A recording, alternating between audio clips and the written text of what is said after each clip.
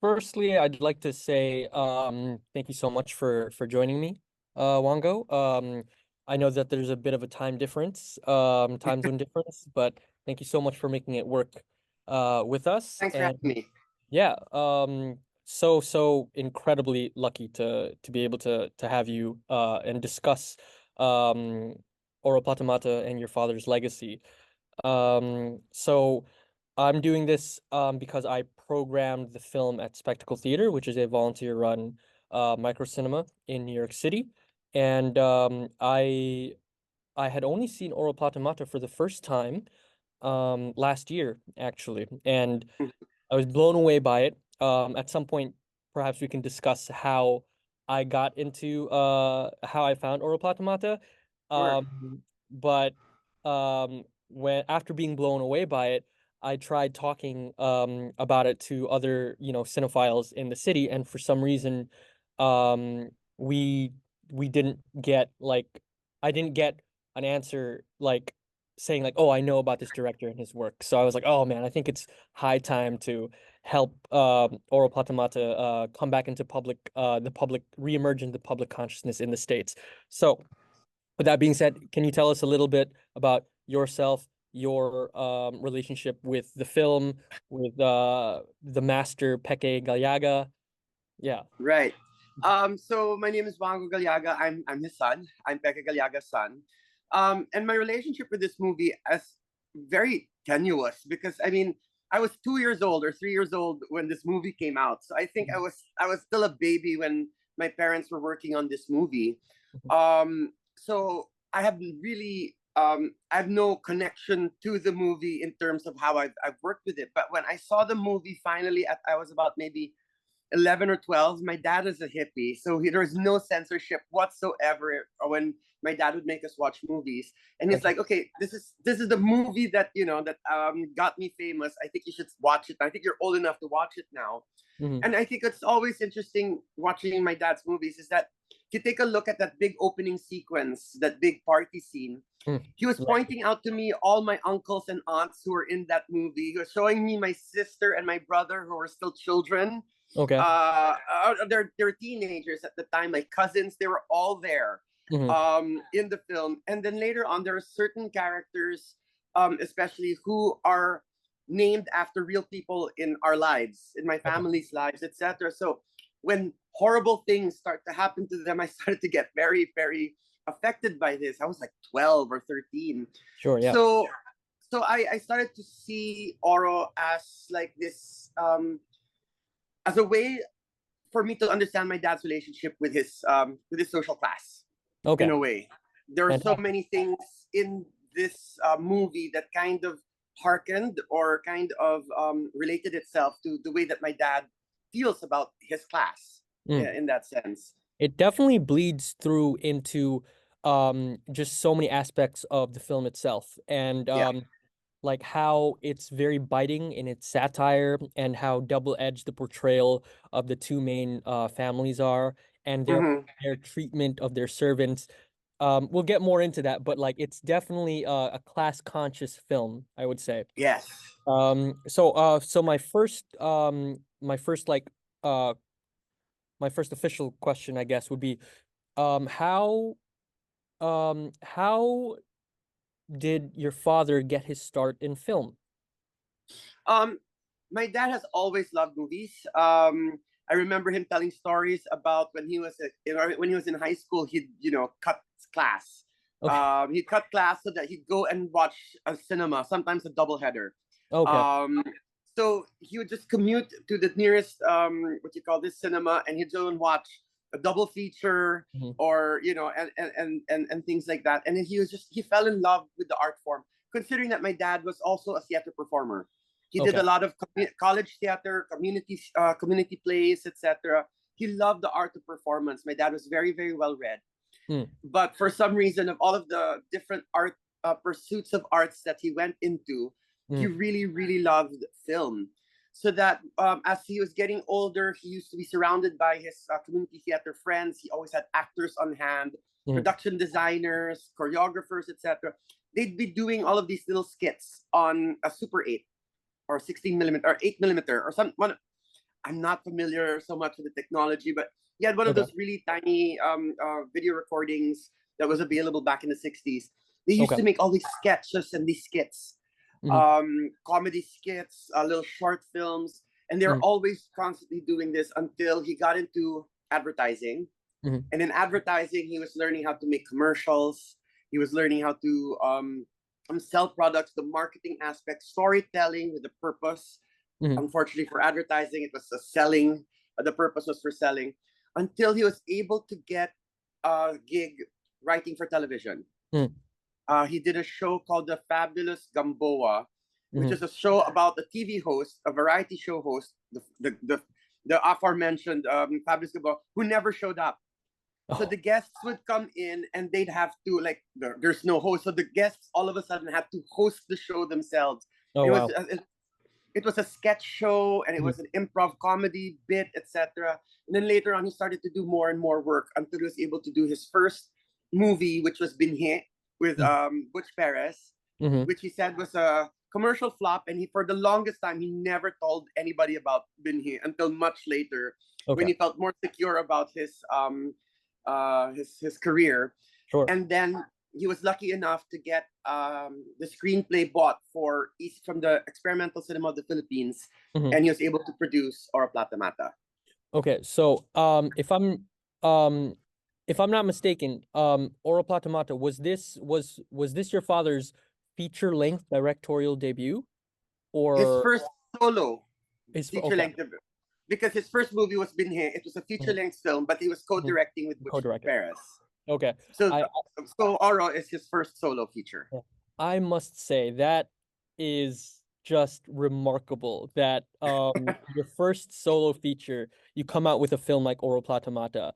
And if I'm not mistaken, based on a prior conversation that we've had, the original cut of the film is 6 to 9 hours long. Is that correct? About 5 to 6 hours long. Five to- About that much. About that much. 5 to 6 hours long. That's Um, one of wild. the things my one of my things that my dad has always told us is that the only reason why Oro could have been made was Hmm. because he was a completely inexperienced director.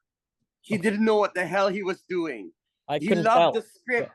He put the script together and he was like, okay, let's go and do this. But he said, if I came in and somebody gave me the script for Oro now, he was talking, this was in his 60s, I mean 70s. So he had already made a lot of movies at this time. And he Mhm. said, if somebody gave me a script of this movie, I would have said, no, this cannot Mhm. be done. This is just monumental. Nobody has the budget for this. Nobody has the time. This is too much effort and work. This is just impossible to do. Mhm. The only reason why he could have done it and had the gumption to do it was because he never made a full length feature of that magnitude before. Mhm. Um, and so they went off and they did it, and they were just suffering but enjoying the whole process of putting that movie together. They went up into the mountains of in Bacolod, Mhm. in Canloon, etc., to recreate those houses and uh, all of these kinds of stories of putting that together. Mhm. And yeah, that movie was just such a monumental task and would have never been done. What do you call this? With the knowledge of previous filmmaking experience. That's amazing. So I'm asking a little. I'm going a little off script again. And I'm gonna ask. This is a bit of a selfish question, but does the that 5 to 6 hour original cut, does that exist anywhere in any capacity in the Philippines, or your father's original, like those Super 8 16 millimeter films like that he shot with friends? Do those exist anywhere in the Philippines? No, unfortunately, no.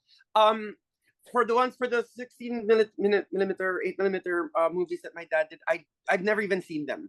Hmm. So by the time that I was born, I think they were lost already during the many moves that we've done. My family has done over the years. Hmm. So I don't know if there's any, but no, there's no copies of those anymore available anywhere. Hmm. Um, yeah, my uh, then the other problem, the original Oro cut, Hmm. unfortunately, it's gone. Hmm. The Philippine landscape, for the longest time, has really had a very poor um, preservation and archiving system.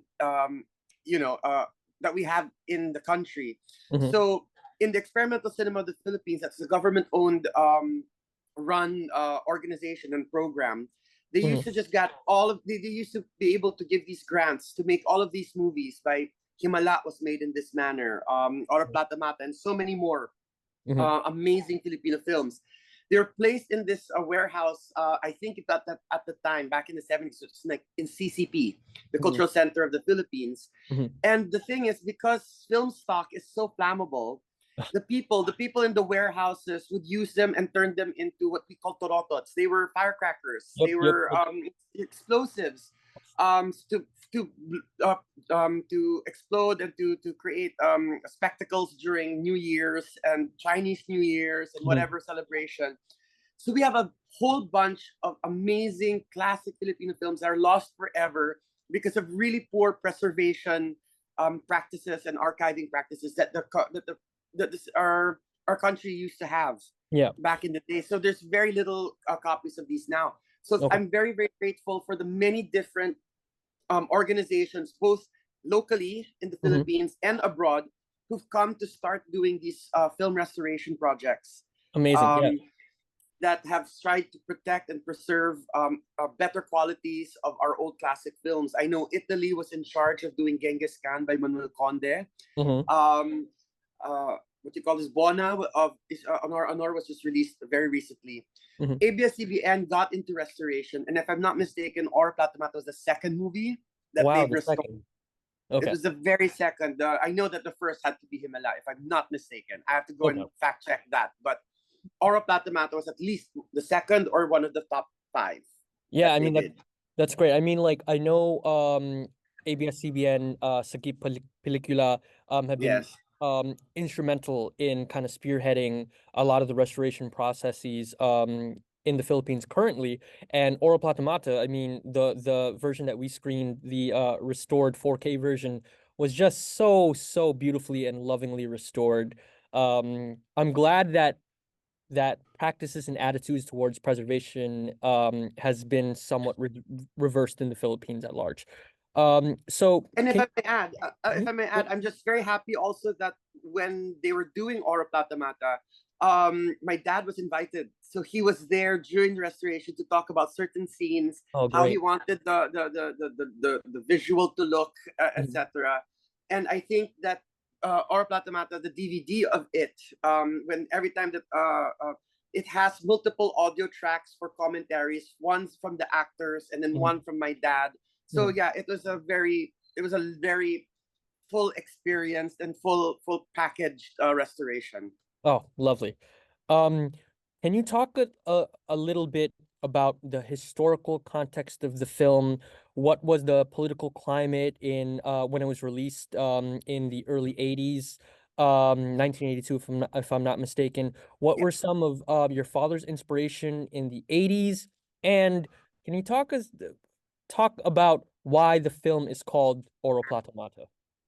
Okay. The film is called Oro Plata Mata because Joy Reyes, the one who Jose Javier Reyes, the one who wrote the screenplay, Mhm. um, he found a very interesting architectural design process that happens in the Philippines, where all staircases have to follow a certain procedure.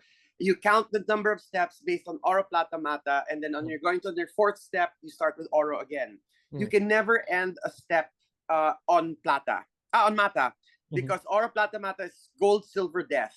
Mhm. Never end your step on death. If it happens that way, build another step. Okay. Right. You're supposed to build it on another step.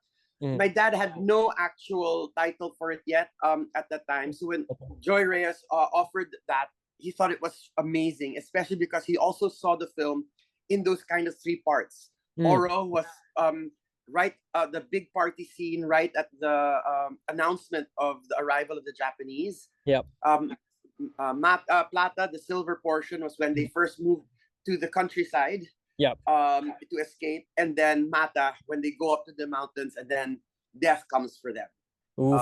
in the ways that they did not expect, and in the areas where they were didn't expect it was coming from.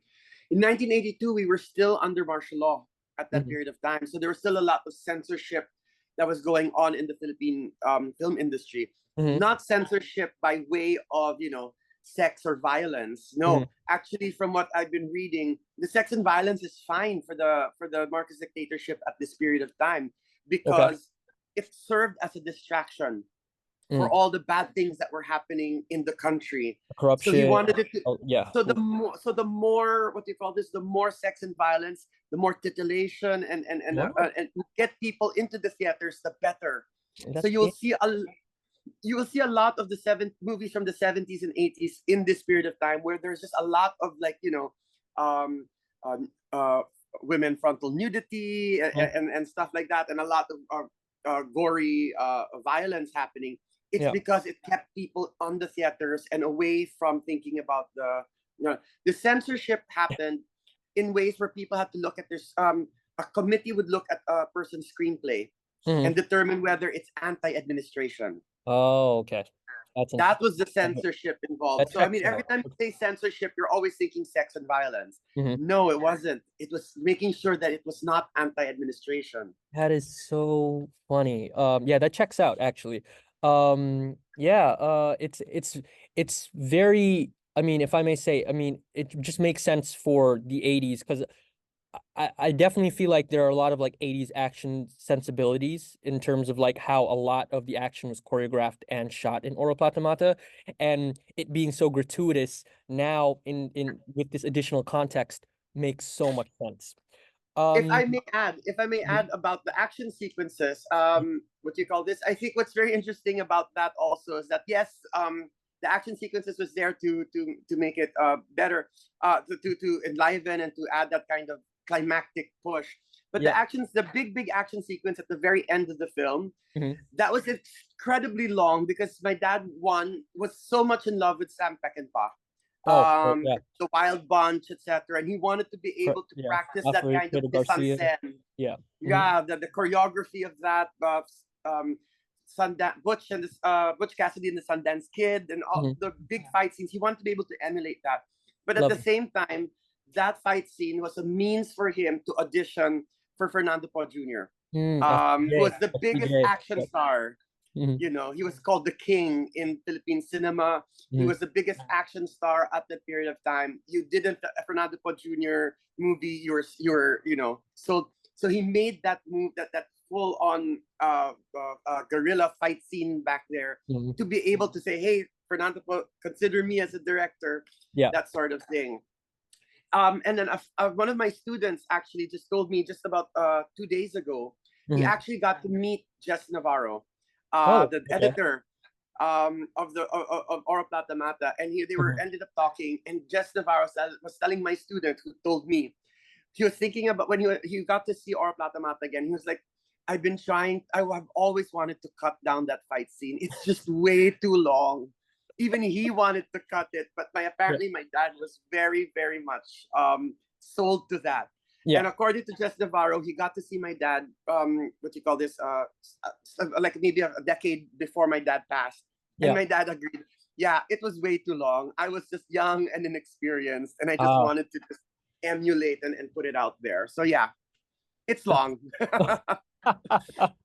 Oh, that's so funny. Oh man, I mean, like, I just want to say, as a, as a big fan of the film, I think it's just the perfect length. But it's interesting to know that, even your father would like deviate from the editing, many years after making it. But I love that. It's just so gritty, grimy, just a jungle guerrilla warfare inferno. Mhm. So visceral. Um, so can you talk to us a little bit about your father's, any unique quirks of your father's directorial methods? Um, are there any stories or anecdotes from Joel Torre, Cherry Hill, that you might remember?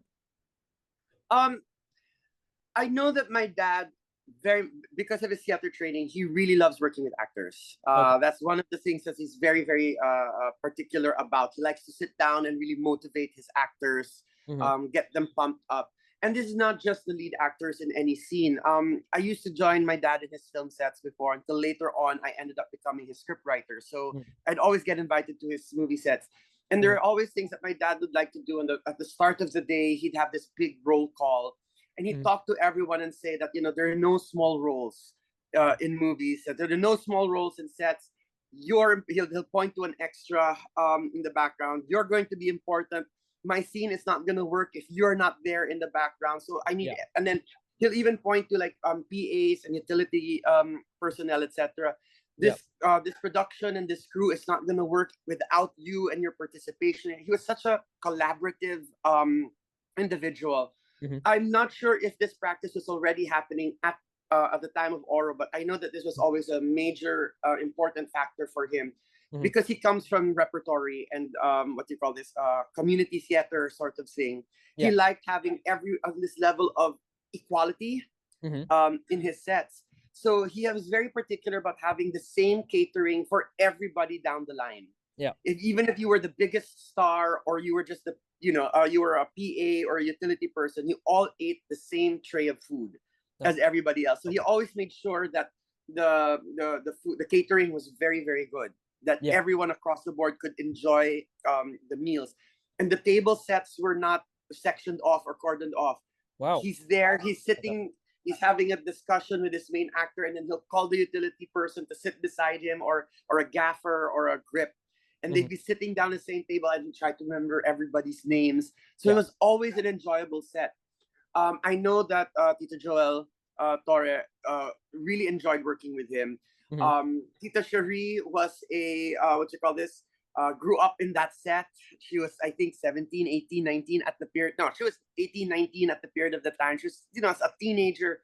Um, and she's worked with my dad so many times afterwards. She trusts him with her career. Mhm. She'd always say she was a family friend.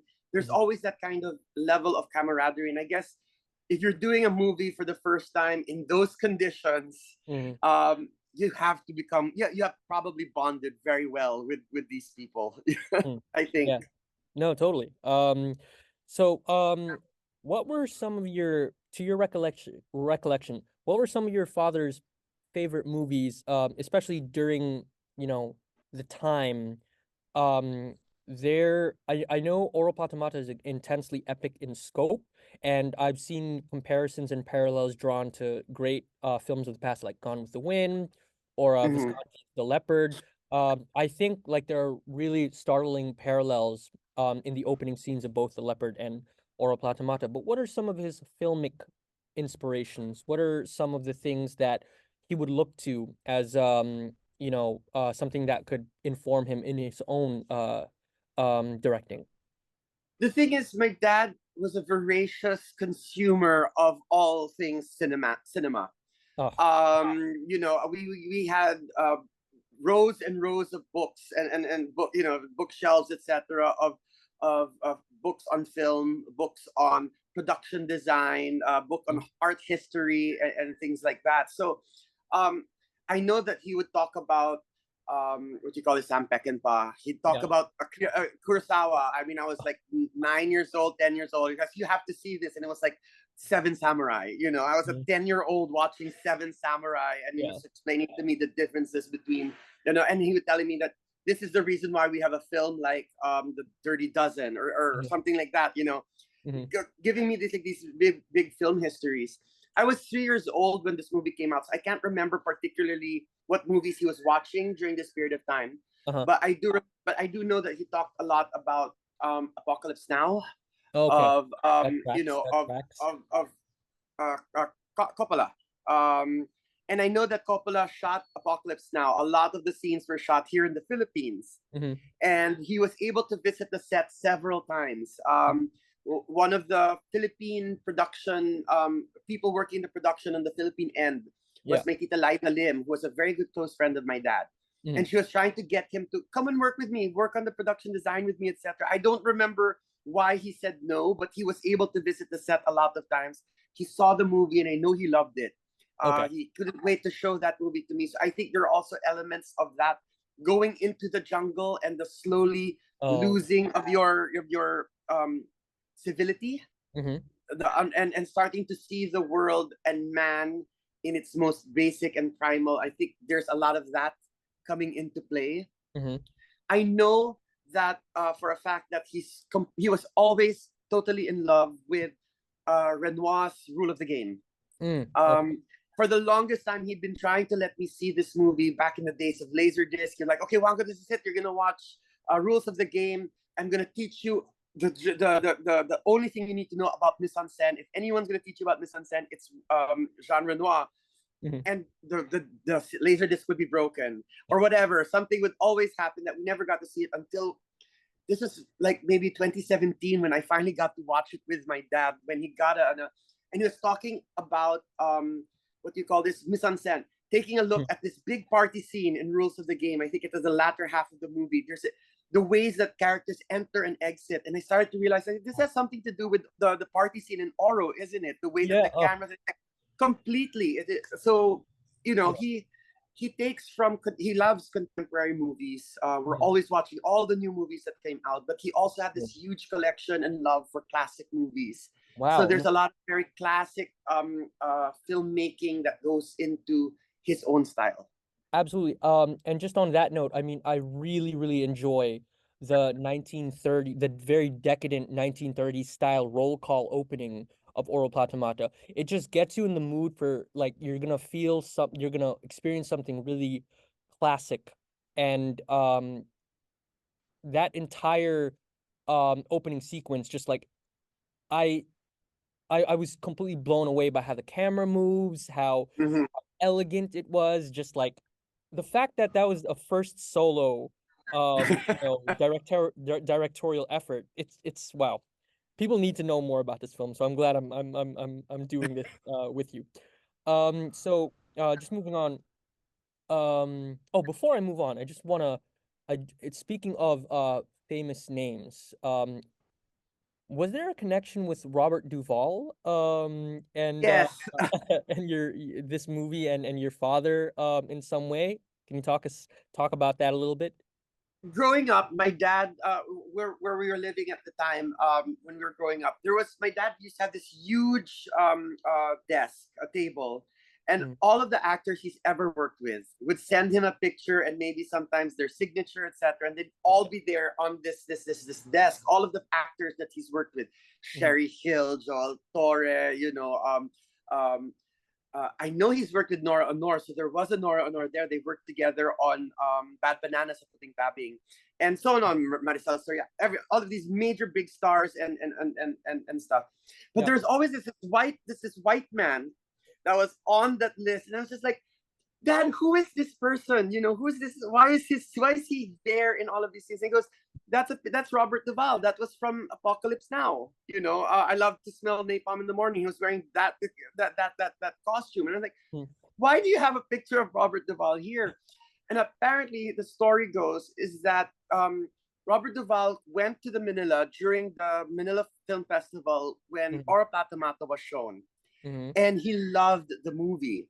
He okay. absolutely loved the movie. That he looked for my dad and he talked to my dad, and they became close friends. At the time, they were pen pals Mhm, to the level that when my dad had to show Scorpio Nights in Paris or something of the sort, uh-huh. and he was because my dad was never really good with money, and he was a beatnik. My dad was a hippie, so he Okay. never really properly dressed for the part. Okay. So he was in Paris. He was showing Scorpio Nights, and he was having a hard time being taken seriously in restaurants, etc.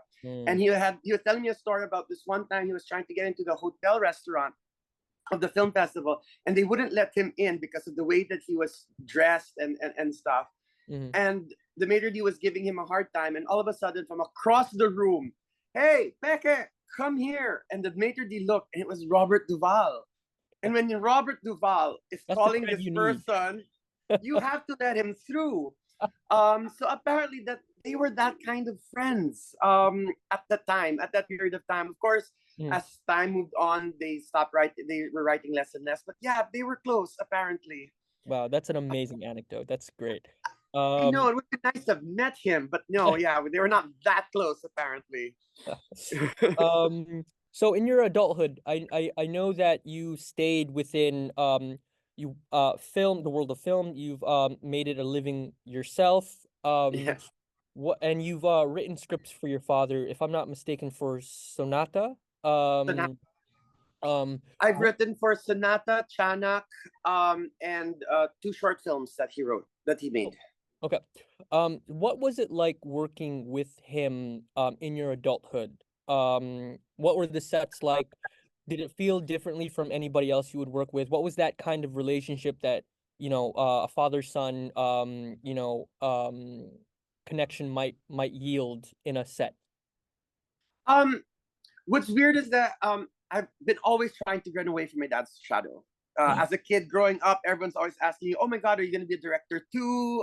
That sort of thing, and it just somehow bothered me that I never had my own identity. So Mm, throughout my whole life, I was trying to get away from him, get hmm away from that world. So I wanted to be a writer, but I wanted to be more in the novelist, prose side of things. Trying to get into that world. I was working in magazines. I was working in events hmm and advertising as well. Excuse me. And then, but one day my dad goes, "Hey, you're writing. I don't have a writer right now. Can you write a script for me?"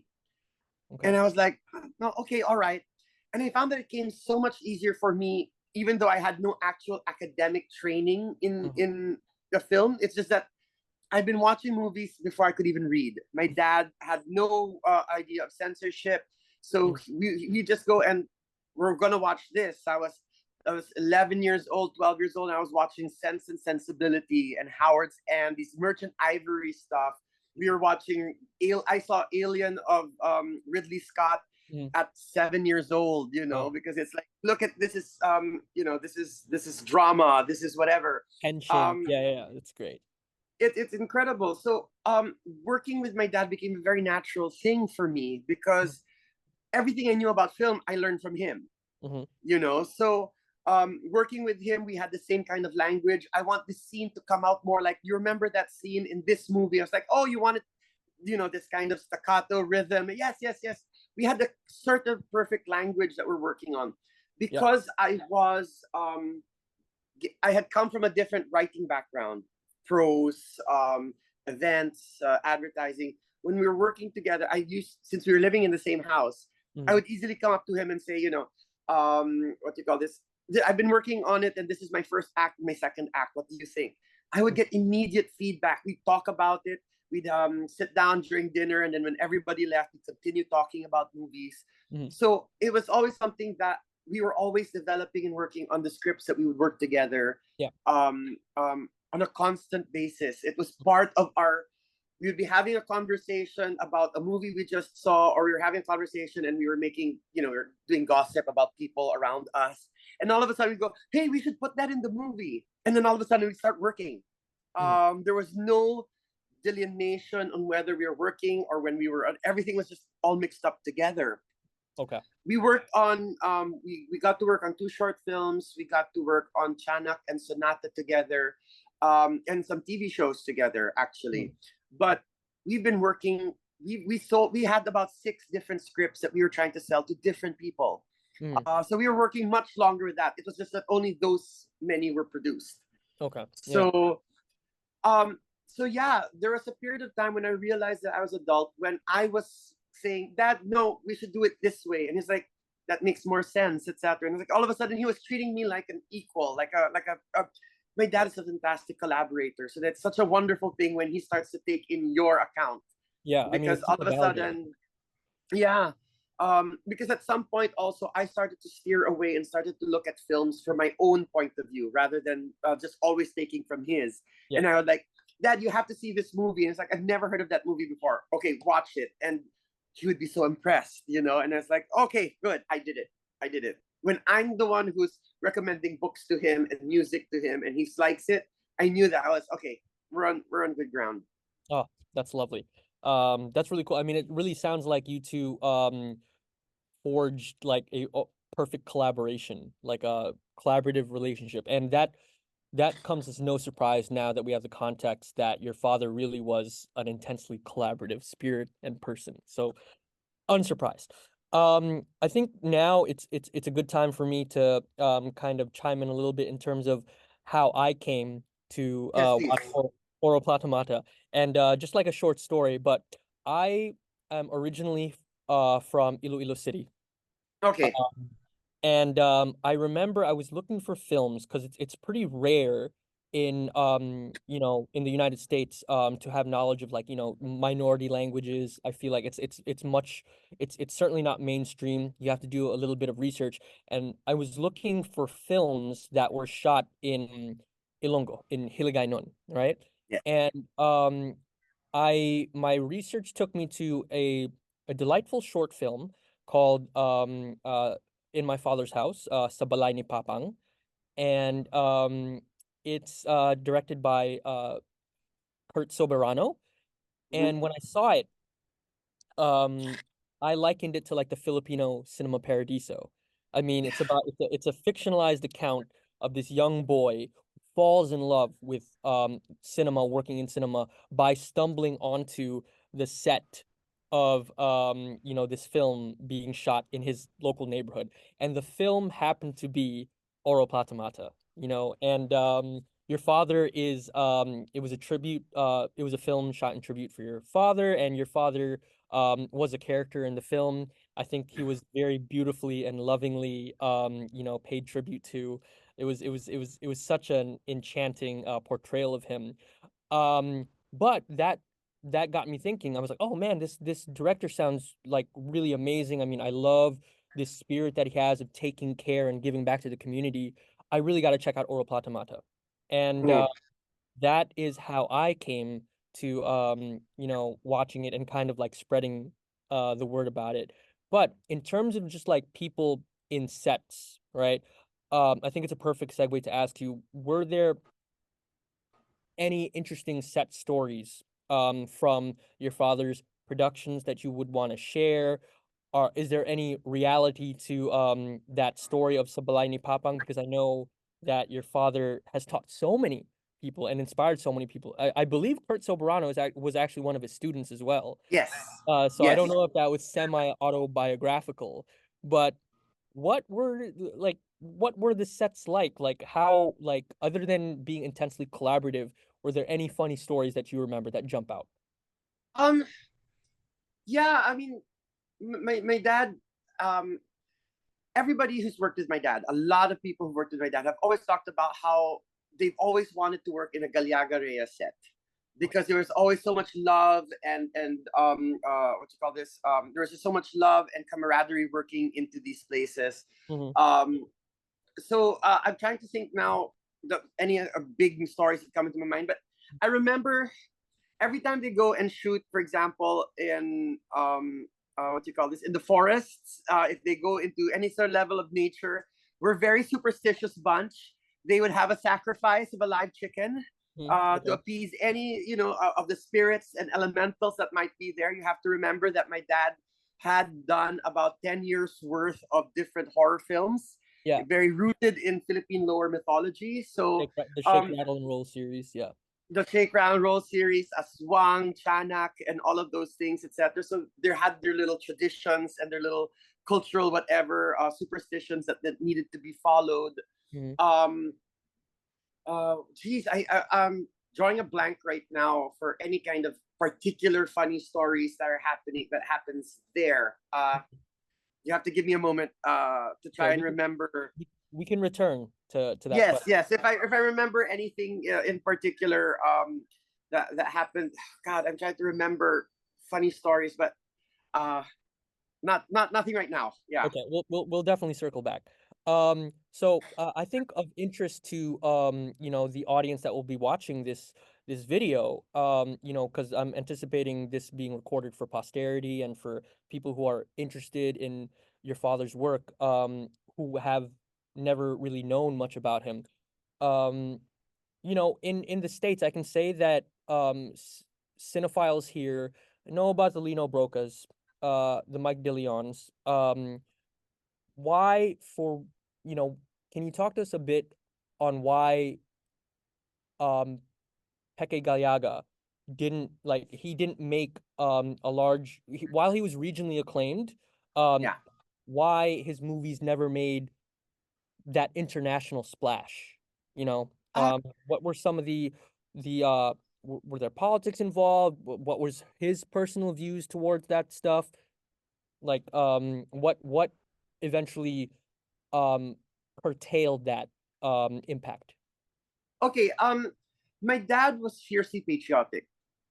For someone who spoke, who's I felt that his native language was more, he was very more comfortable in English than in a Filipino.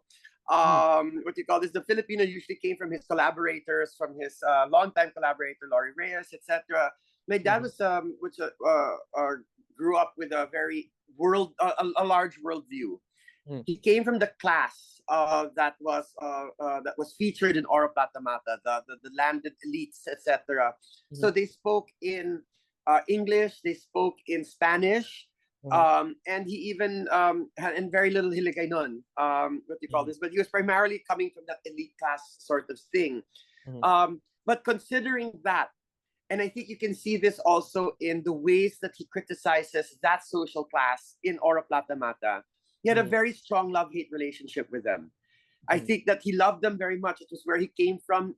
People that he loved were in this class society, but at the same time, he saw all of the stuff that he did not like about them, the mhm, way that they treated their health, mhm, the way that they saw themselves above and beyond certain aspects that made them very, very unprepared for the coming of war. They thought that they would be protected by it, etc. So mhm, much so that when me and my family were growing up, we are the only ones of our cousins who were never taught Spanish. She's like, we're not going to be raised that way. You're mhm, Filipinos. You have to be Filipinos. Every time any one of us, any of my brothers, or for me myself, wanted to think about studying abroad, or going abroad and making it in Hollywood or whatever, mhm, he'd be completely against it. Why? What's wrong? What's wrong with working here in the Philippines? What's mhm, wrong with work? Do not go to another country and work and try to explain your culture to people who do not want it. You go there, you're going to work on their what you call this. You have to work on their cultural aspects. So you're gonna have to start from zero mhm, because there's so much things that you have to learn. He was fiercely um, he was fiercely nationalistic in that manner. mhm, So when he would make movies, he was always thinking about the Filipino people. mhm, His audience was primarily Philippines. mhm, So he never ever thought about, oh, let's put this out abroad. Let's mhm, put this out in this festival. He never did the work. mhm, I know that Lina Broca was very good at what you call this, getting to festivals, meeting their programmers and stuff, becoming their friends, and so that they'd constantly be inviting him. Hey, Lino, do you have any new work? Would you like to submit it, etc. So it became so. In which case, Lino Broca became very, very popular in the Cannes Film Festival circuit yeah, because of these connections that he was making. My all of the times that my dad had these things brought abroad was because they've already did so well here. mhm, Some programmers from abroad came to the Philippines to watch one of our film festivals and said, "This is a good movie. Let's bring it out." yeah, My dad did none of that work. I think the only time that he did was when he sent it to the Flanders Ghent in Belgium, okay, because the movie did so well in the Metro Manila Film Festival, the Manila Film Festival when it came out, and they were finding more legs for it to run. And they mhm, told him send it to Cannes or send it to Flanders Ghent, and my dad decided on the Flanders Ghent. okay, So he sent it to that one, but that's the only one that's ever done. mhm, When Scorpion Nights was asked by Paris, later on Toronto several times, yeah, etc. That was all orchestrated by programmers abroad. interesting. He's never So he would done it never himself. he would never initiate himself. Okay. I don't remember him ever trying to or having even any thought about it. Interesting. Okay, because I know in the US, another reason why I decided to program it at Spectacle and Reach Out was that to my knowledge it hasn't played theatrically here since 1983 at the Chicago International Film Festival. So very large, very long gap and um like every person that I've shown to the lead up of programming this series of screenings, whenever they would watch it, they always came back to me with the same sentiment that why is this film not more widely known? It's Okay. crazy. It's crazy. I Um, think that has also a lot to do with the fact that a lot of my dad's films, my dad doesn't own. oh, um yeah. there is a what you call this there is a practice here in the country, especially back in the 70s and 80s, that the studios were the ones if they were funding your movie, they usually owned the rights to that movie. Mm, So a lot of my dad's films he doesn't own, so he can't even make the maneuvers. My dad always worked within the system, with the studio system. He was always working for Regal Films. He was always working for Viva Films and whatever studio outfit that would pay for him to make these movies, etc. He never mm, went out and made movies on his own. He never went to the festival circuit. I see. That was never his style. He was always making movies for theatrical release in the Philippines for mainstream audiences. So it Mm, was never that sort of thing. And in terms of this, like ECP, Experimental Cinema of the Philippines, they gave the grant money, but the movie remained in their hands. When mm, the government agency kind of disbanded and they were trying to sell the material, my dad wanted to buy back Oro Plata Mata, but mm, ECP, the government, they were selling the movies in bulk, all of the movies in their titles, which okay. included Himala, which included all of these great big movies. Mm, And they were selling it for, at the time, it was around the ballpark of 56, 60 million pesos, which of mm, course my dad never did not have. We did mm, not have that kind of money at all. mm, And so it was only ABS-CBN who could afford that money. And they said, that's ours. yeah, They bought it. So they got it in bulk. And so our Plata Mata, in that regard, it's owned by ABS-CBN. And yeah. luckily for them, because they're the ones who decided to put the money out to restore it. Yeah, and all thanks to ABS-CBN for allowing us to screen the film. I mean, they've been so instrumental and responsive with allowing us to get a new audience to appreciate this film. Um, I'm going a little off script here, but off my prepared questions. But I did want to ask if your father were alive today, Mm-hmm. how do you think he would be reacting to the idea of Oro Plata Mata or a lot of his work getting more exposure and kind of taking on another life outside of the Philippines, outside of his intended audience? Um, I love my dad so much. I do. But he's also he has an ego, so he'd love it. I know he would love it. That's great. But I know he would also say, I have other films too. I mean, the thing is, Ora Plata Mata was a huge success, and it is the defining movie, I suppose, of his career.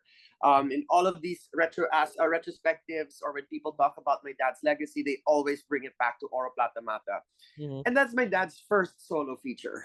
And he's made about 33 movies, 36 movies, etc. A lot of them Including the with Laurie great, Reyes. yeah, including the great Scorpio Nights, which Yes. amazing. Yeah. And but he'd like to say, hey, but I've also made this movie and I made this movie, etc. So I'm sure he'd also use this opportunity to bring people to his other works as well, so that nobody thinks of him as just a one-hit wonder, Uh-huh. so to speak. He would have been very, very thrilled, I think, about it. Oh, He, he that's he's so he has heartening. an ego. Okay. Yeah, he'd love it. Well, going with this kind of like this line of like hypothetical. I do want to say that I am planning to have a more thorough retrospective of your dad's work.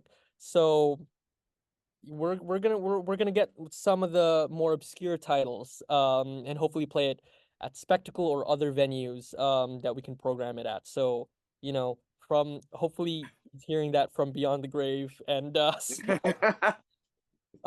so I do want to talk about this is a question that I wanted to ask you for a while. I didn't get around to it the first time around, but going with the actual talking about the actual film, what is your favorite scene and why? And what are some of the standout themes of the story? um, I guess coming from I love the mahjong sequences. Oh, Um, so filmed so beautifully. and you have to understand also is that my dad, when I was about 14, 15, I would fly to Bacolod for summer vacations. Mhm. And my dad would gather me and my cousins of the same age, and my dad and my aunts and my uncles who were in the movie as well. They taught us how to play mahjong, so I know how to play mahjong in the style that they do, etc. And so Mhm. when you're watching that scene, and you have to realize that everything there is scripted. the Mm. tiles had to be set up in a particular way so Yeah. that the particular that's part of the no, because my dad had so much theater training. The people that he worked with in those scenes had theater training. He could choreograph it exactly and do it scripted rather than improvised. Yeah. So that beat and that energy was just was exactly how he wanted it to be, because he was going to be shooting it in a particular way. That's so interesting because like I noticed that it seems like, and I only know the basics of mahjong, but Yeah. being a Filipino, every time we have a party, there's a mahjong quorum. You know, that's just happens. So I grew up around it too. But it's really interesting that it seems within the film's narrative, the way the games are going, the way, you know, whichever tile is on screen right now Yes. helps tell the story and like kind of like the emotional you know, undercurrent that's going on. I think one of my favorite like scenes, one of my favorite like parts of the mahjong you know, mahjong scene collection of mahjong scenes is when they were having like when the women were talking a bit about like sexual liberation and Mm-hmm. like, you know, the how Americans differ in that way and like, you know, what it's like abroad. And then there's just a cut of I forget which actress puts down a tile, but it's just two balls. And Yes. it's just Yeah. so amazing. Yeah, that's scripted. That's completely scripted. And Mhm, when you go and watch, when I go and watch my uncles and my dad used to play mahjongs during summer vacations, etc. And mhm, it's there. It's really fast. They're moving very, I know, but they're talking about other things completely. mhm, There's two layers. There's the game, and then there's the conversation that's happening. And mhm. then to have it seen on a movie screen in that kind of manner, Yeah, that there's multiple layers. I thought that was just really, really well done. yeah, that's great. I want to share before I ask again about certain standout themes. I want to share my favorite scene. Yes, please. and and there are so many to choose from, right? There are just so many. But for me, my favorite scene, and it really popped for me, was the first scene. This is during the Plata section, but when there are women bathing in the river, and Yes. there's kind of a little bit of apprehension going on because like there are soldiers coming in, and they look a little I think the suggestion is they're a little lusty, you know, you don't Mm-hmm. know if this scene is gonna go south, but it's undercut by this really funky sounding, almost goofy sounding like folk music track in the background. And Hermes, you know, the character Hermes, Yeah. played by Ronnie Roddy Lazaro, Lazara. Yeah. yeah.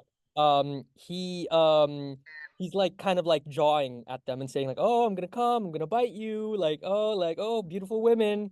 And that scene can go south. But diffused by the women recognizing the soldiers. Oh, it's actually, you know, people we know.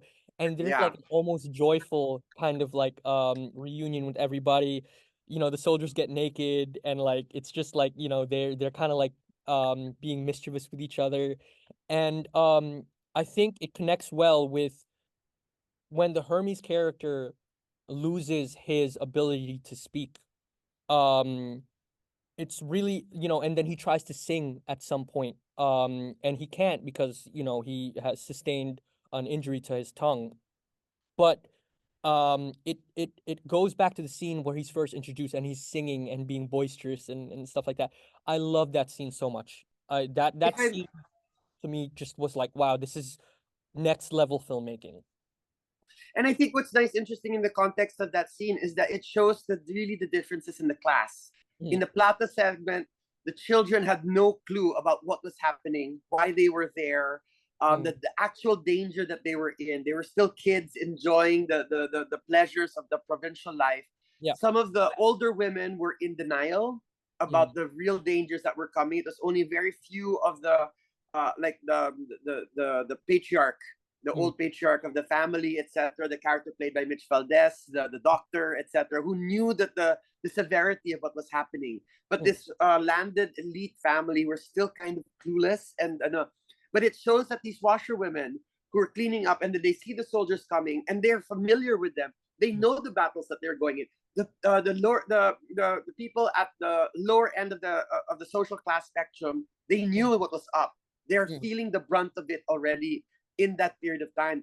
It mm, shows the kind of acceptance of what was happening and the ways by which it was happening for everyone. mm. It was a nice contrast to that. And a little trivia: one of those washerwomen is my mom. Oh, Uh, no way. Okay. yes, she was Okay. one of the washerwomen in that scene. For some reason, my dad has always casted my mom as either a household help or a washerwoman, etc. It's like, Dad, is this what you think of mom? Really? In all of the movies that she's been Is in, this she's always subliminal? Like, is the this subconscious? subliminal thing. Yeah, she's always been that way.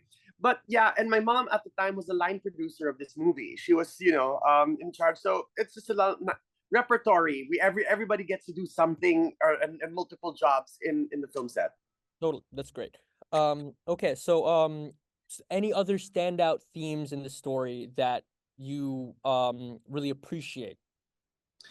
I think one of the most important things that my dad taught to me as a young kid when I was watching it for the first time is that he was like going in the horrors of war, World War II, etc. We have all of these stories about how horrible the Japanese was to us in terms of the comfort women and the ways that they bombed Manila, even though it was declared Bataan. as an open city. Yeah. And the Bataan Death March, which apparently my grandfather was part of, my on my mom's side. Um, I think one of the things that hit me the most was that my dad was talking about how when they were doing the research and finding out about all of these families that fled to the mountains for protection, so that some of them had never even seen a Japanese. Mm, What do you call this? They were so protected up there, but the biggest problem that they had was other Filipinos who mm, took advantage of the situation, etc., to get themselves. But so in this kind of world and this kind of, he wanted to talk about how in times of desperation and we are brought down to our most basic, and mhm, sometimes our biggest fear is our own selves. In a war, in this kind of situation, we had ourselves to blame. He's mm, not saying that that Melchor and his group, etc., were at the wrong for mm, asking more, but maybe they shouldn't have done what they did in that regard. But at the same time, maybe the family should have been a little more generous and a little more um, grateful for the mhm, kind of help that was happening. He was putting this into perspective, I think, and it there are no gray areas, etc. Of course, sexual assault and rape and murder are always going to be a bad thing, but we have to take it also into consideration that some people never step down from the pedestal that they put themselves on. mm. In these trying times, there is no such thing as class. Yeah. Up on the mountains, etc., etc. We are still innately equal in these situations. And I thought that that was such an interesting thing, especially as a 12-year-old watching this movie for the first time. Like, okay, we are all equal. I'll get that point. I'm sorry, that sort of thing. And Mhm, also about the idea that this story was prompted by apparently what happened to my grandparents on my mom's side, that they did flee to the mountains and they stayed there and were protected. Aside from the fact that my dad's side of the family, they were in Manila mm, during the bombing, etc. So he wanted to go and talk about what happened to the stories of the families of my mom's side of the family who were there. yeah. It was so much so that my grandparents and my mom's side apparently have this story where they found themselves in the same mountain. Mm, They fell in love, but they weren't sure about each other. But a okay. priest was coming over, and they didn't know when the priest was going to be back.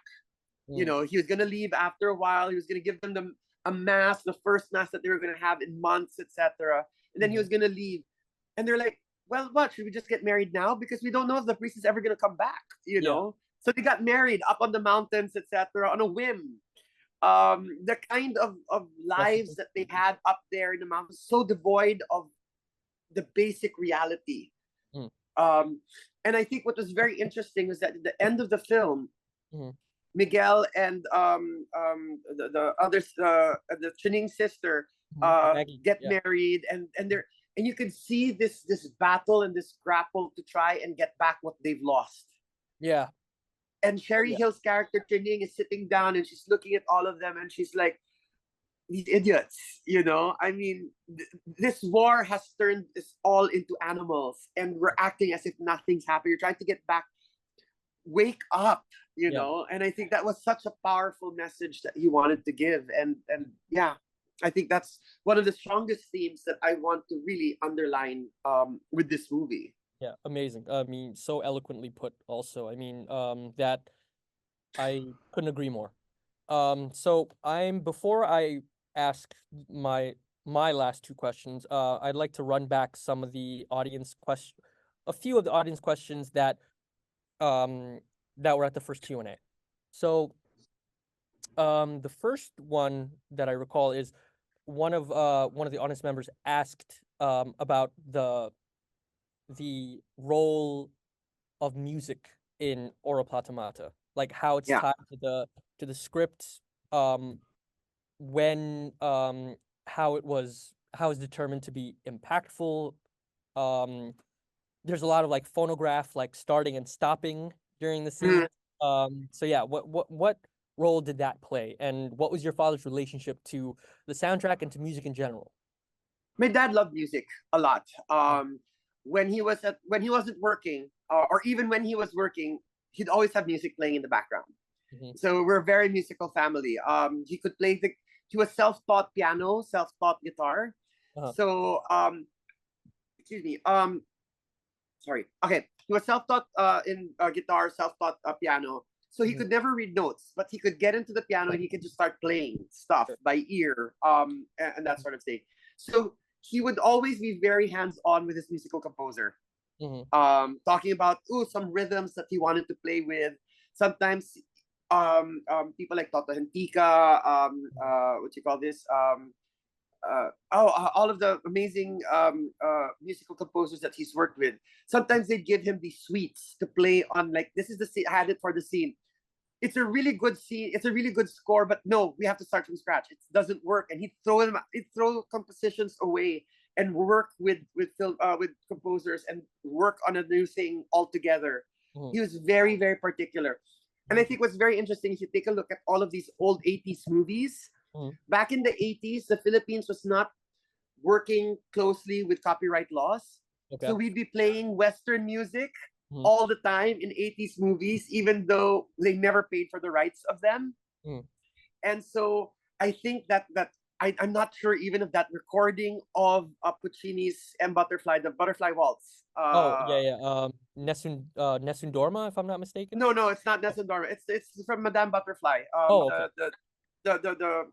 The that waltz that they play during the exodus of the Oh, yeah, yeah, burning yeah. sugarcane fields. Mhm. Um, I think that's from a recording of a particular symphony. I don't know if he got permission or rights or whatever of that recording. Mhm. So that the '80s is abound with all of that. I teach Mhm. Philippine film history, so when I show them all these movies from the '80s and I'm listening to the songs, Mhm. they didn't get the rights to that song. Things like that Yeah. happening all the time. My dad was very fiercely when he'd go in sets, when Mhm. he'd do workshops with his actors, he'd play these particular songs that he'd have planned to Mhm. help them get into character, to help them get in the mood. And those songs will be playing in the set when they're packing up, when they're setting up a new location. He'd Mhm. play the music really loud to help everyone get into the certain mood, Mhm. and score, etc. So he had his relationship with music has always been very, very distinct. Mhm. Um, he'd have CDs of opera, folk music. He's a big fan of American folk music, Okay. and of original soundtracks. He'd Mhm. have movie soundtracks always, etc., and he'd be using them. He'd use them as pegs for when he'd do a first offline edit. Mhm. Take a look at. He'd tell his editor, take a look at this song, use it as the beat and the rhythm, and then he'd tell this is the peg that we use. Try to find a music that can work on the same level. Yeah, totally. Um, so another question from the audience. I don't believe this one was asked, but I'm gonna ask it now. What was your interpretation of the that final scene with Ka Ledesma? Um, yeah, yeah. What was because I believe that scene is can be open to interpretation based Yeah. on the viewers experiences or expectations, but what is your take on that as a person that sat with this film for most of your life, and maybe you might be privy to some of your father's ideas on how that was rendered. Um, okay, Kuladesma's character, unfortunately, is one of the characters whose stories was in the original 4 hour, 5 hour cut. Okay, all Her right. character and her character subplot was a much larger story that had been taken out for the sake of a manageable theatrical runtime. Sure. Um, I think it was mentioned that her family was one of those who had found themselves in the mountains, but their family was attacked by the Tulisanes, by the brigands, Okay. by Melchor's people, etc. And so she lost her mind when she saw her whole family died, and so Oh. she walks around the woods, but she knows where the Tulisanes are. So every time you see her, Mhm. violence happens. They Oh, think okay. of Ominous they almost. Okay. Yes, because she follows where the Tulisanes, the brigands, the rogues. She follows them wherever they go because she's Yeah. crazy. So every time you see her, danger is going to happen. So she becomes like this diwata, this spirit, this elemental force. But she's really just one of the victims of this war. Whoa. Um, so every time she appears, so in a way, him shooting her means that it's the end of the violence. These people are not going to go around anymore.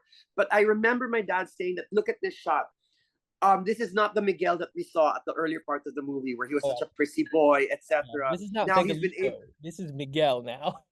Yes, right. And now he's there and he's killed all these people, and then he brought it to this woman who's a victim of this war. She's lost her mind. And he's there and he does this whole thing where he shoots her, and it's this big hero pose, etc. But he looks at it, and my dad said, it's so pathetic. Mm, He's broken. He mm, thinks he's being a man. This is the kind of societal pressures that are put upon him. This is the horrors of war. It has destroyed him. The release of his civility.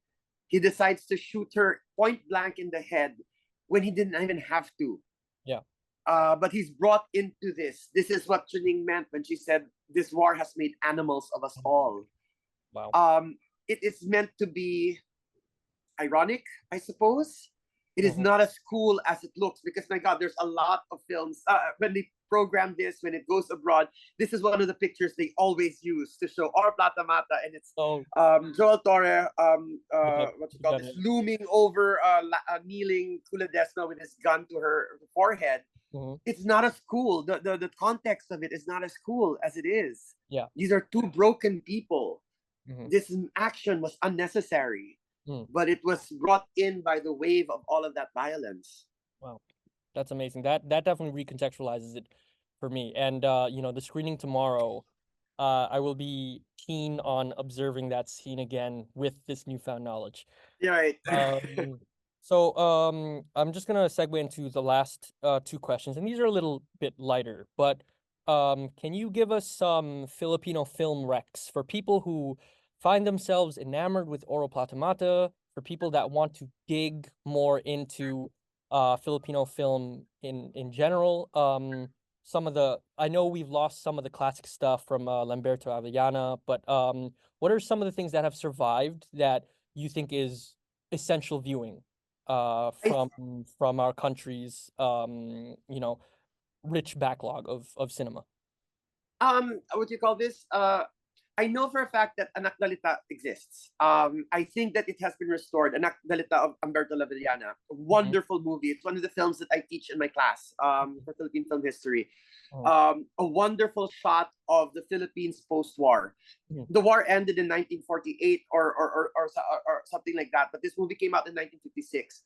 But Umberto Havellana shot the movie in Intramuros, the walled city of Intramuros, where it used to be the center of Manila back in the Spanish colonial era.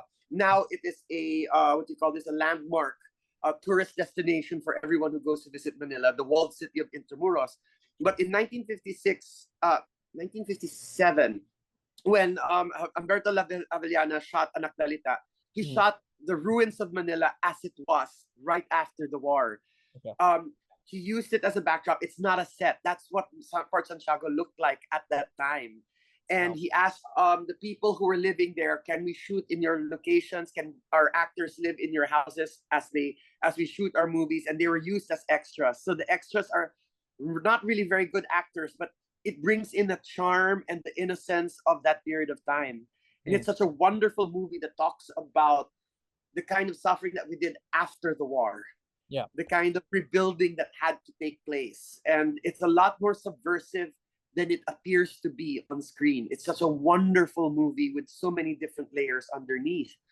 I like to companion piece that with Biyahe ng Lupa, which I know for a fact has been restored very recently. Okay, great. So if you can find a copy of that, that would be great. It's Manuel Silos's Biyahe ng Lupa, which is Okay. also a movie about the Philippines. It's a slice of life film about life in the province in the Philippines. Wonderful editing, great performances by Rosa Rosal and Tony Santos and the whole cast. And it's Mhm. just a sign of what provincial life in the Philippines was like. That kind of ebb and flow and almost plotless storyline that's just happening, but it's just so wonderfully made and it's made with so much love that a lot of my Gen Z students watch it and they're like, "Sir, it's a black and white film and it's almost 2 hours long, but after the movie, it's like, oh my God, sir, it's wonderful. It's Amazing. so good, etc." Amazing. So yeah, we have so many wonderful films. I know Genghis Khan by Manuel Conde Mm. is a staple. That was one of like a big winner at the Venice Film Festival back in 1940 something or 1950 something, Mm. and that has a restoration that was done by the Italian organization. Mm. And I think what's wonderful about that, it shows that cultural appropriation aside, there was a period in time when the Philippines made movies about Mongolians, Yeah. Filipinos playing Mongolians, etc. The production design was immense. They were Mm. using the beaches and the sands of Ilocos Norte and Ilocos Sur, etc., to approximate the steppes of Mongolia. Such a wonderful act of imagination Mm. that the Philippines could do at a period of time in one of our heights of our and peaks of our cinematic golden ages. Mm. Manuel Conde's Genghis Khan, Mm. and so on and so forth. So many fantastic films in the second golden age during the martial law era. Mm. Anything by Ishmael Bernal, Yep. Himala, Working Girls, which I love because it's one of the first. I found certain studies that says that Working Girls of Ishmael Bernal Mm. is the what you call this was one of the first films that put women in the center of a film about white collar jobs. Mm. Women have had white collar jobs in films before, but the movies were not about them and the work that they did. Yeah. This is the first movie in the world, apparently, Well, predating Melanie Griffith's and Sigourney Weaver's Working Girls by about 4 years. okay. Awesome. So Wow. that's something else entirely. Anything by Ishmael Bernal, Mike De Leon Mhm. is always a good choice. So on and so forth. Yeah, we have so many wonderful films uh, that with a legacy that comes from the 50s and 60s in the first golden age to Yeah. the second golden age during the World War during martial law that Mm. we can take a look at uh, to compare and contrast with the films that are being made today. Totally. And my final question, what's next for Wanggo? Oh my What's gosh. uh what's on the horizon for you? I have been the last movie I wrote was back in 2019. I wrote a movie called Open for the Pista ng Pelikulang Pilipino, the Festival of Philippine Films. Mm. Um, then I got myself into teaching, so I've really fallen in love with sharing everything that I know about Philippine film. Mm. I started to take up my master's, Yeah. and I just have to finish my thesis. It's been 6 years running now, so Yeah. I want to get back into writing. I do really want to get back into movie making. I am the gumption to go and start directing. Okay. I want to try it and give it a shot, but I need to finish my master's first. Okay. So as of this moment, I'm Awesome. enjoying being an educator. I'm Mhm. enjoying being a film critic. I'm enjoying being a member of the Filipino Screenwriters Guild, where we're now doing workshops to train new set of voices in the Philippines. I like being in the background as of the moment, but in the future, when I finish my masters, I really do plan on getting back and writing movies again. Awesome. Okay, well, that just about wraps up our time.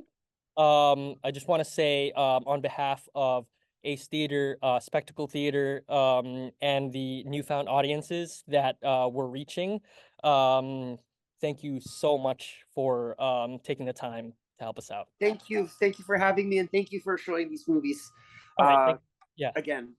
All right. Thank you so much, Wongo. Take All care. right, Bye. bye bye.